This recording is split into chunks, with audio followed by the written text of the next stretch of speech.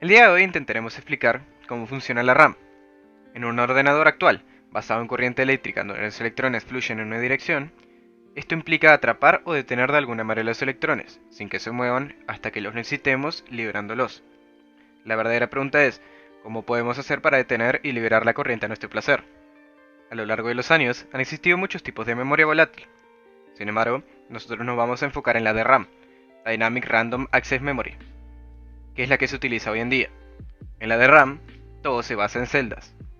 Podemos ver a las celdas como pequeñas cárceles para las señales eléctricas. Las celdas de memoria están formadas por un transistor y un capacitor. Los transistores operan sobre un flujo de corriente, operando como amplificadores, recibiendo una señal débil y generando una fuerte, como interruptores, recibiendo una señal y cortándose el paso, y esto ocurre dependiendo de cuál de las tres posiciones ocupa un transistor en un determinado momento. Y estas son: en activa, se permite el paso de nivel de corriente variable; en corte, no deja pasar la corriente eléctrica; o en saturación, deja pasar todo el caudal de la corriente eléctrica. En este sentido, el transistor funciona como una llave de paso de una tubería. Si está totalmente abierto, deja entrar todo el caudal de agua. Si está cerrado, no deja pasar nada, y en sus posiciones intermedias dejará pasar más o menos agua. Ahora bien, todo transistor se compone de tres elementos: base, colector y emisor. La primera es la que media entre el emisor, por donde entra el caudal de corriente, y el colector, por donde sale el caudal de corriente, y lo hace a su vez activada por una corriente eléctrica menor, distinta de la modulada por el transistor. Para resumir, el transistor regula el paso de la corriente eléctrica. Si el transistor se abre en su totalidad, permite el paso de toda la corriente. En cambio, si el transistor es cerrado, no permite el paso de la corriente. Y si es colocado en una posición intermedia, digamos, el flujo de energía es moderado, pudiendo resultar en una cantidad mayor o menor de corriente eléctrica. Esto, a su vez, permite a los transistores realizar operaciones sobre el flujo de corriente, pudiendo operar como amplificadores, es decir, el transistor recibe una señal débil y devuelve una señal fuerte, o como interruptores, lo que significa que el transistor recibe una corriente eléctrica y al mismo tiempo corta el paso de la misma. Ahora vamos a explicar cómo funciona un capacitor. Al colocar un capacitor o condensador eléctrico en un circuito que tiene una corriente activa, los electrones del lado negativo se acumulan en la placa que se encuentra más cercana a ellos. Cuando la placa ya no puede sostenerlos, pasan al dieléctrico y a la otra placa, por lo que los electrones son desplazados de vuelta al circuito a través de una descarga. Las placas conductoras del capacitor están conectadas a las terminales del elemento pasivo y el material dieléctrico o aislante se coloca entre ambas placas, las cuales almacenan la carga eléctrica hasta que se conecta una carga en el capacitor. La carga que almacena un condensador o capacitor es directamente proporcional al voltaje o la tensión aplicadas. Asimismo, su capacidad es proporcional al área de la placa e inversamente proporcional a la distancia existente entre ambas placas. Otro factor importante de estos dispositivos es la capacitancia, es decir, la capacidad del componente para almacenar energía en forma de carga eléctrica. El valor de la capacitancia de un condensador eléctrico se mide en faradios, y es la relación entre la carga eléctrica almacenada y la tensión o diferencia de potencial entre ellos.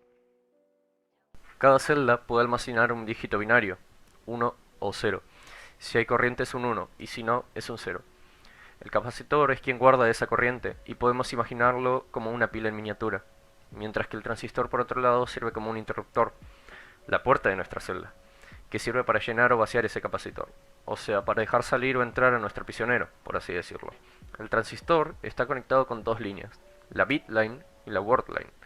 Por ambas vamos a recibir corriente eléctrica. Por la bit line va a llegar la información que se va a guardar en la celda, nuestro prisionero. Y por la word line nos va a llegar la señal de abrir la celda. O sea, si recibimos corriente por la word line, se abre la celda.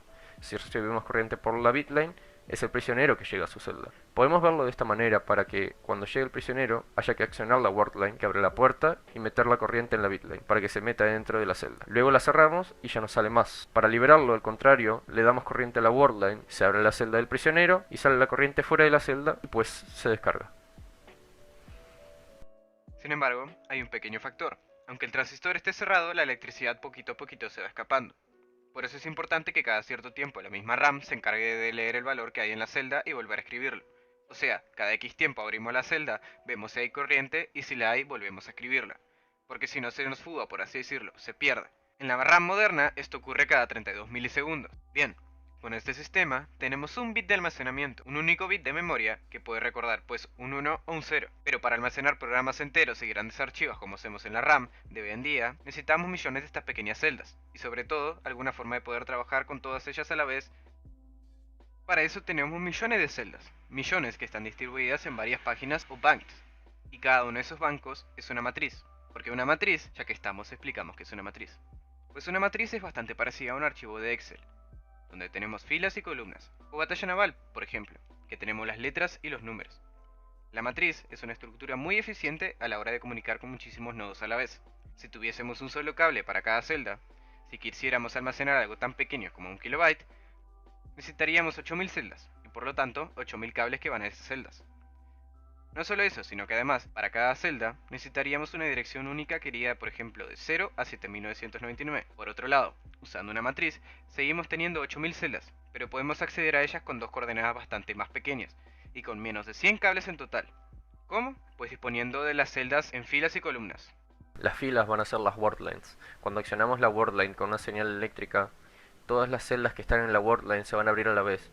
O sea, básicamente la word line está compartida por una fila entera, y nosotros para acceder a la información que realmente necesitamos vamos a tener que ir a mirar a la bitline, que por cierto, la bitline también estaría compartida con un montón de wordlines, por lo cual esto tiene el inconveniente de que cuando abrimos las puertas abrimos una fila entera, y además tenemos que ir a mirar a una columna específica, y de esa columna solo podemos acceder a una celda a la vez, porque cuando se abre esa celda el pasillo está libre para el prisionero, por decirlo de alguna forma. Para medir esta señal en nuestra bitline se utiliza un sensor que está conectado al final de cada una de las bitlines, y comprobando este sensor, que está en la columna concreta que nos interesa, pues podemos saber si hay una carga eléctrica o no. Si hay señal consideramos que esta celda tiene un 1, y si no la hay consideramos que tiene un 0. Sin embargo, la información no se lee de forma tan directa.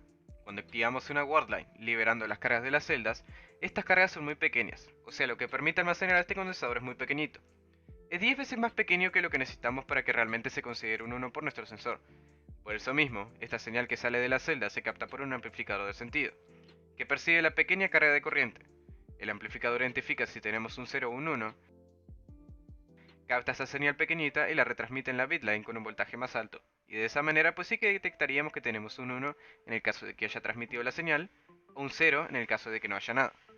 Este proceso en el que abrimos la celda, la señal eléctrica se libera en la línea, y el sensor del amplificador detecta que está allí, es el más lento que se produce en toda la RAM, pero una vez que detectamos que está esta señal, que el amplificador detecta la señal, entonces ya es bastante fácil leer, porque el amplificador empieza a emitir esta señal, y cuando quieras la puedes leer. Está ahí, es muy fácil de acceder, y además el amplificador tiene otro trabajo más. Y es que una vez que nosotros abrimos la celda y se escapa la corriente, pues tenemos que volver a meterla dentro. Tenemos que volver a meter un valor, y de esta tarea pues también se carga nuestro amplificador. Cuando detecta que hay un 1, vuelve a meter un 1 hacia atrás, para que en la celda se vuelva a guardar el valor y la cierra. ¿Qué sucede cuando la memoria RAM no recibe corriente eléctrica? La RAM es una memoria volátil. Volátil quiere decir que la información que se almacena temporalmente en el módulo se borra cuando se reinicia o se apaga la computadora, debido a que la información se almacena de forma eléctrica en los transistores. Cuando no hay corriente eléctrica, los datos desaparecen cada vez que se solicita un archivo o información. Se recupera el disco de almacenamiento de la computadora o internet. Los datos se almacenan en la RAM, de forma que cada vez que cambia un programa o una página a otra, la información estará disponible de inmediato.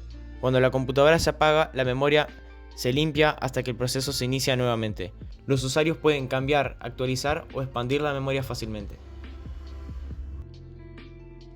La ROM es la memoria no volátil, lo que significa que la información se almacena de forma permanente en el chip.